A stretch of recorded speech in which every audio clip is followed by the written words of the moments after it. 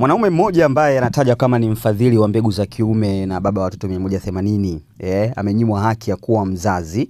Jaji wa mahakama kuu alitilia shaka motisha ya Robert Albon ya kuwazaa watoto wengi. Story iko hivi: mwanaume ambaye ametoa ufadhili wa mbegu za kiume ambaye anadai kuzaa zaidi ya watoto 180 duniani kote amenyimwa haki za uzazi kwa mtoto aliyemzaa kama mfadhili kwa njia ya asili.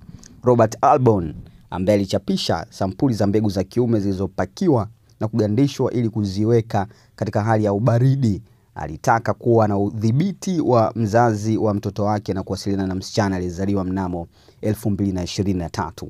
Sasa kwa upande wa jaji wa mahakama ya juu bwana Jaji Paul alikataa ombi la bwana Albon akidai mfadhili huyo anataka kudhibiti wengine na anaweza kuhamia familia nyingine kama alivyofanya hapo awali.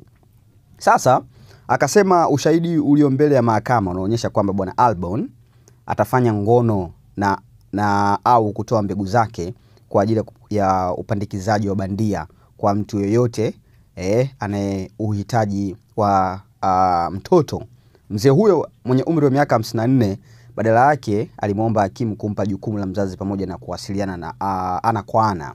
Mahakama pia ilisikiliza kesi ya msichana mwingine aliyezaa na bwana Albon mnamo mwaka 2022 ambaye anajulikana kama CB. Sasa hoja ziko hivyo na inavyoonekana ni kwamba dhahiri mahakama inaweza kuzuia vipengele vilivyopo kwenye mkataba.